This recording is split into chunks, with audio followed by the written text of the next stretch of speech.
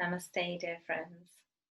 So, seeing as today is the International Day of Yoga, I really felt to share a short story with you all about an event which really changed my perception of yoga. So, in September last year, September 2019, I went on a yatra, which is a pilgrimage or a spiritual journey, to a place called Gangotri. And Gangotri is located in the Himalayas, and it's very close to the source of the river Ganga, the Ganges River. And apart from visiting the temple there and standing in the presence of the almighty raging Ganga, I also wanted to meet someone called Swami Sundaranand. And Swami Sundaranand, who also goes by the name of Clicking Swami, mainly because he took many pictures of his expeditions in and around the Himalayas, is very old. I think he's in his late 90s, nearing on about 100 years, and he's a great yogi. He lives or used to live in a very small kutir, a small hut up in Gangotri. And he used to stay there all year round. And even though in winter up in Gangotri, it gets into minus double figures. But more recently, his devotees have built a beautiful ashram just next to this small kutir where he used to live. And part of that ashram, actually, the upper floors, are kind of like an art gallery, really. They're dedicated to all of the photographs that Swami Sundaranand has taken over the years. So I went to visit Swamiji, and when I arrived, he was sitting outside the ashram eating a mango. And I have to say, my first impression was that even though he was clearly, very old, he was somehow just shining from within. His skin was really luminescent. Something that I've observed often in people who somehow, I don't really know how to describe it. There is some kind of an inner light in them. And Swamiji was eating a mango, and I went up and I knelt down on the floor next to him.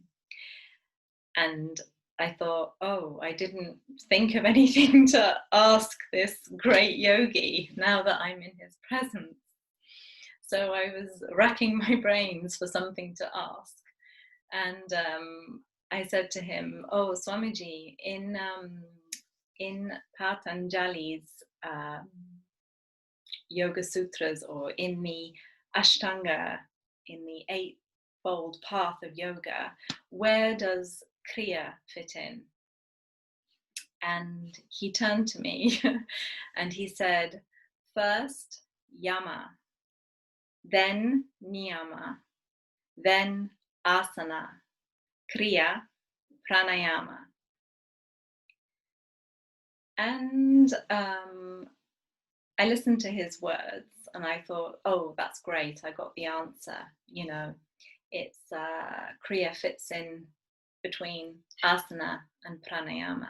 So between the yoga poses and the breathing exercises. It's a very bad translation of those Sanskrit words. And shortly afterwards, as I was thinking about what he'd said, it kind of dawned on me that the yamas and the niyamas, so the external and internal disciplines, are necessary before even embarking on the other stages. So it means that the attitude is very important. You have to cultivate the right attitude in order to start on this yoga journey. So that means that even if you are doing, just asana or pranayama, it's not to say that that is not beneficial. But if you don't have the foundation, then these other practices will never be fruitful per se. You will never obtain the goal of yoga. And what is the goal of yoga? So for me, the goal of yoga is equanimity of mind. So no matter what the situation outside, the mind is always calm, the mind is always composed.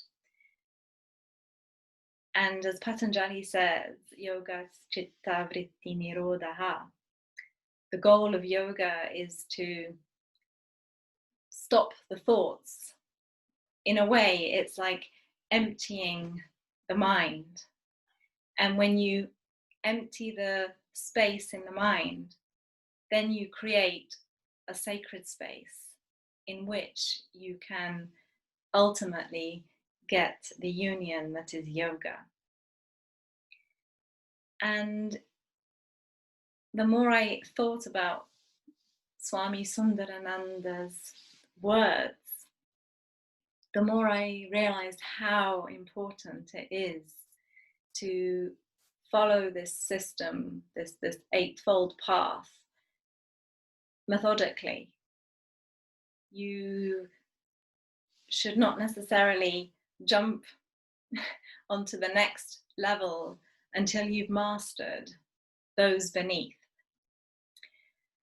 So yeah, this meeting, even though it was relatively short and it was the only question I could think to ask in that moment, it really changed my perception of what yoga is all about and the methodical way in which the path is laid out in front of us. So that was just a very small sharing with you all. Namaste.